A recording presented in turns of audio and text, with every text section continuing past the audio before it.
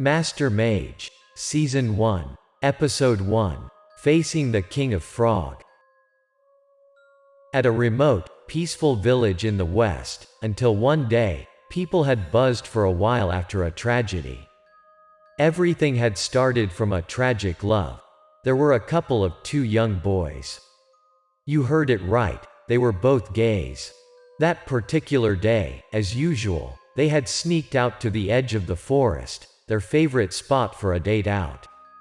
They usually played a chase game at the edge of the forest. Even though everyone has another perception about the LGBT nowadays, but not in their rural village, that is not normal. The two lovers came to that quiet place to stay away from people's eyes. After playing around, the two of them came to the edge of the forest near the village. That was also the former cemetery of the village. People had moved the cemetery to another place that was more convenient long ago, so that place turned out to be very quiet and bore a demonic atmosphere. Around the place, there were also remaining graves whom no family and relatives. Human bones were scattered all over the place as a result of stray dogs digging. The two boys chose that scary place to hang out simply because the more it was scary, the more people didn't want to come. They had got used to the creepy atmosphere already. They chose the cemetery also because that was home to many animals. They could catch frogs for fun, or if they were lucky enough, they could find trapped rabbits or small animals around. The two of them were always in cloud nine. They knew they could catch many big fat frogs around the cemetery. As long as they hung out at the cemetery and played catching frogs, they would have a great soup of frogs later at the end of the day or have some more pennies from selling them out. At that moment, Chow's lover caught a big frog already and shouted out to him. The boy supposed that was the biggest one he had ever seen. Chow replied provocatively that he would catch another one bigger, but he felt strange. Why those frogs got faster moves than normal on that day. Being confused and drowning in his thought for a while, all of a sudden, Chow saw a huge one hiding after a rock near a small grave. He slowly walked towards the grave. Seeing the huge frog, Chow was overexcited. He found that the frog was bigger than the one his lover had caught. He would make a big fuss in front of his boyfriend then. Chow was prestigious in the village because of his agility. After examining the frog's position, Chow made a lung to the frog professionally. To be honest, no one in the village could catch a frog quicker than him by hand. Eventually, he caught and held the huge round frog just after a few seconds. Chow happily came to his lover's place to tended to boast about that. He told his lover that he hit the jackpot already. Every single frog he had caught was all big fat. And so, they kept playing and catching frogs until dusk in the middle of that quiet and ruined cemetery. Later on, after chasing and got sweat, the two of them decided to head home. They were supposed to have a big meal with those frogs. That night, Chow went to the kitchen and tended to offer his lover a feast. After a while in the kitchen, Chow made many frogs-made dishes and put them on the table. There were fried frogs, grilled frogs, boiled frogs. After Chow put his achievements to the table, Chow's lover poured to his mother a bowl of porridge to have first. Talking a bit about Chow's lover's situation, he was an only child and living with his old mother. Chow Wei loved him too much, so he had moved to his lover house and took care of both of them.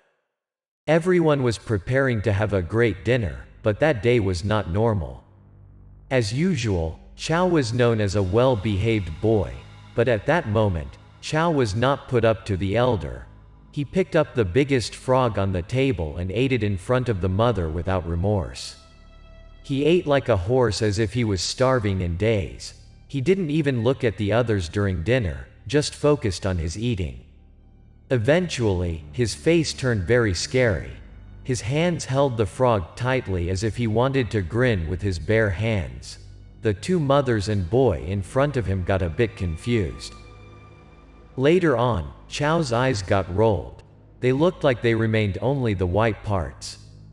Chow chewed the whole big frog just in a few moments and didn't even leave the bone. He put everything to his mouth. That made Chow's boyfriend scared, and he started to worry about him.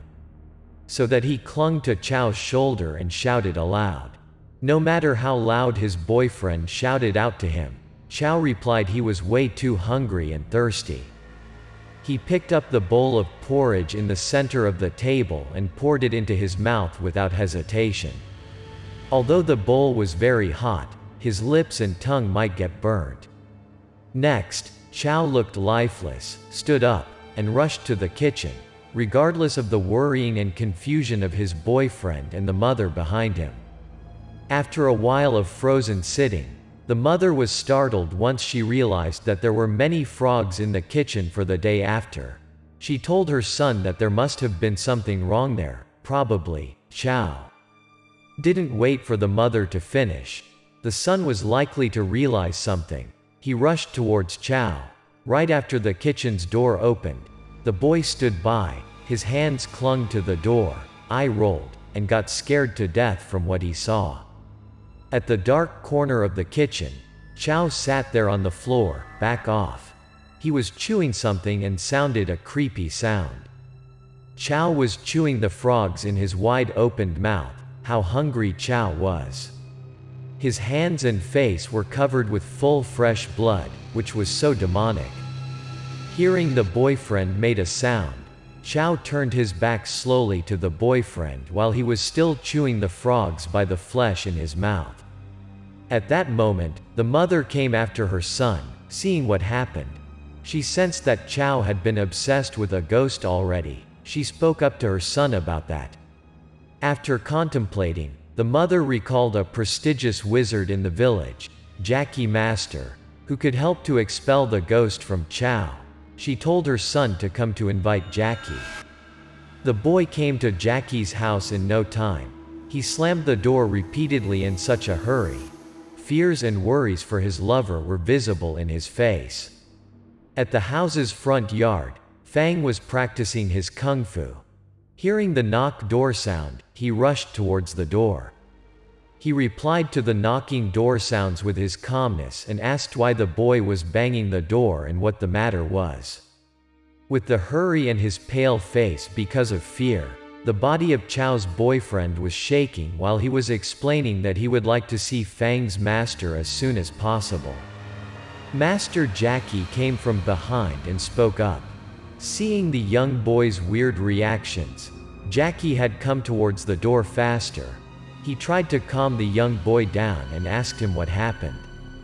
Seeing the old Jackie, the boyfriend started to tell Jackie what happened and exposed that Chow must have been haunted by a ghost. There was only Jackie could help him saving Chow's life. Learning what happened from the boyfriend, his face turned serious. He thought that must have not an average ghost had haunted Chow. He told Chow's boyfriend to quickly take him to Chow's place to check Chow's situation. He yelled out to Fang that he wanted to pack the necessary stuff shortly. He was too determined to expel the devil out of Chow that night. Let's talk a bit about Master Jackie and his student. After many years of roaming around the country, they decided to stay at Lake Village to settle down their lives. Master Jackie had helped people around and been well known in acupuncture as well as psychics.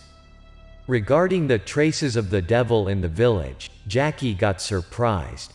He had never thought that the devil was capable of lording it over the villagers. Then, the three of them rushed back to the house and saw the old mother at the front door. She walked around and looked forward to seeing her son. Worries were all over her face. Right at the moment she saw her son and Master Jackie from afar, she ran towards them and told them that she had locked down Chow in the house. He was screaming and tossing things around, so she was worrying sick. Master Jackie asked her how Chow was doing. The mother replied that Chow continued to eat frogs by the flesh. His body was covered with fresh blood horribly. After a while of screaming, he had stopped already. She was afraid that something bad happened to Chow. Jackie gave a look around the house, unable to hide his worries. He could see the house was surrounded by strong dark magic. He was certain that a well-cultivated demon in years had a huge grudge against the people in the house. Jackie confronted Chow's boyfriend about where did Chow went earlier and what he did. At that moment, the boy exposed that he and his boyfriend had gone to the edge of the forest for frog hunting. After eating some of the frogs, Chow got misbehaved like that. Jackie yelled at the boyfriend that they were dead meat. They had upset the demon and called Fang to prepare the magic battle. Hearing his master, Fang shortly prepared the tragedy to win over the demon. With his magical abilities, Jackie didn't care about he was unable to defeat the demon or not. All he cared about was the victim. He had experienced lots of battles with all kinds of demon, won over them were easy, but there were a bunch of cases he was unable to save the victims because the demon had obsessed to the victims deeply. While awaiting Fang to prepare things, Jackie told the mother to open the back door. He quickly fired and threw a hallucinogen incense stick inside the house with the hope of making the demon unconscious. Shortly, Fang made a magic circle outside. Later on, he informed his master that everything had been well geared up. He heard no sound inside the house. He asked the master to let him come inside to bring Chow out there. Jackie quietly watched the situation out for a while. He nodded his head and advised them to care better, especially try not to let the demon bite in at any cost. Otherwise, he would get the poison from the demon. Chow's boyfriend and Fang looked at each other. The two of them stepped inside the house, which bore a quiet space and seemed scary. Not long after, Chow had been brought out. At first glance, Jackie learned that the demon had controlled Chow at 50%. He had to spell the magic without hesitation to expel the demon out of Chow's body as soon as possible. Fang read the scene in no time. He understood what Jackie was thinking. He spoke up that the demon was really strong, so the hallucinogen incense stick would not take a long effect. Jackie nodded his head. Instantly, he bit his finger and used his own blood to draw a magic marker to his palm. There was only the talisman owner's blood that had a chance to win over a well-cultivated demon. Chow had been put till in the magic circle. Jackie quickly tapped his magic mark in the palm of his hand to Chow's back. His mouth kept mumbling the expel incantation. Jackie had to stay focused because just a small mistake, Chow's life must be threatened. The magic mark worked. A strong flow was released with a dazzled light in the dark night sky. The blood and frog's flesh inside Chow's mouth had exploded out. At that moment, Chow looked very scary. His eyes rolled out, his mouth was wide opened as if it was able to be torn apart at any time. His body was curling on the ground. Later on, everyone could hear the sound of his cracking bone, and Chow started to howl out aloud. Jackie's magic mark could restrain the demon, which could not stay inside Chow's body any longer. The demon was trying to escape. The demon was shooting out of Chow's body and falling to the magic circle set up earlier. He got a skinny body, but the belly was noticeably big. He showed his long tongue out of the mouth with his sharp teeth. The demon was frozen and trapped inside the magic circle. At that moment, Jackie gave a relieved sigh. He turned to Chow's family and informed them about taking care of Chow. He would take everything from that. The frog demon was standing inside the magic circle and breathing hard because of the affection of Jackie's magic mark earlier. Jackie pulled the magical string so that the magical circle got smaller and smaller. The demon frog had trapped inside. He tried to examine who was trapping him in the circle. Didn't wait for the frog to have a chance to escape. Jackie pulled the two ends of the magical battle tightly. Shortly, those bamboo sticks locked the demon tightly. He screamed aloud in pain. Those bamboo sticks and ropes had dipped into the blood of black dogs and cultivated carefully. The demon was no way to escape out of Jackie's hands. Next, Jackie gave Fang a sign to get him the magic mirror and a pipe to end the battle. He used the magic mirror to block the pipe's end. At the other end of the pipe, he pointed towards the demon and started to spell his magic. His eyes turned serious once he looked at the demon. He yelled out to the demon that he should show his identity, who he was and how he had a gut to come inside the village and hurt them. A strong electricity-like flow came out from the pipe and made the demon numb, but the demon still smirked at the old man. The demon provoked how the old man thought he could scare the demon out with his weak talismans. The old man got mad. He yelled that the demon better answered who it was, or he would turn the demon to dirt. The frog demon snarled. I rolled at the old man. He was the king of frogs. No one was capable of killing him. The demon was about to kill the old man. After finishing, the demon had been absorbed into the pipe. His soul could not stand in front of Jackie's magic mirror and the magical mark. The demon was getting inside the pipe and placed it in Jackie's hands in a blink of an eye. The old man tossed the bamboo pipe towards Fang and told him to use the angled cross talisman to lock the pipe out. Fang quickly locked out the pipe. He gave a light sigh, then hung the pipe in the flank. Fang and his master had long been through those kinds of acquiring demons and ghosts. They had maintained great teamwork. They smiled at each other. Having a new demon's aura would help them in the future. After acquiring the King of Frog, Jackie advised the family to take good care of Chow. Eventually, he would recover well in the next few days. Jackie added that the frog demon had already been cultivated at the ruined cemetery for a long time and took the cemetery as the land of frogs. As long as people didn't touch the land of frogs, the frog would not harm anyone, so they better shouldn't have come to that place later on. Then, Jackie and his student bowed their head and left their house. Even the mother wanted to gift them some money to pay off their assistance, but the old man had refused politely.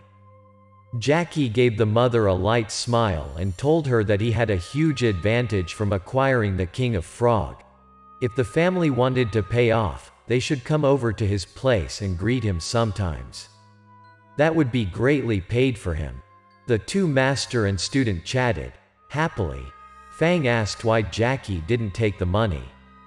A little was better than nothing. That was nearly Tet, and he had no new clothes. Jackie glared at his student. He reminded Fang that he had told Fang already about the wizard ethic. They should root from human ethics. Finished, he walked faster ahead, left Fang surprised behind. Talked about Jackie. He was a fellow with Mr. Gong. They had learned from the same master, but their mindsets didn't meet each other. Jackie chose to roam around the rural countryside to help people. The more remote the place was, the more abilities to see the strong demon come out. He would have a bunch of great chances to acquire them and nourish his gadgets and cultivate his aura. The two of them kept chatting on the way home. Out of nowhere, they heard someone calling them out. Shortly, they realized that was Tien, a barbershop's owner in the village. Tien rushed toward Jackie in panic. Jackie stood by and asked him how he was in such a hurry and wanted to see him in person. Tien hardly kept his breaths.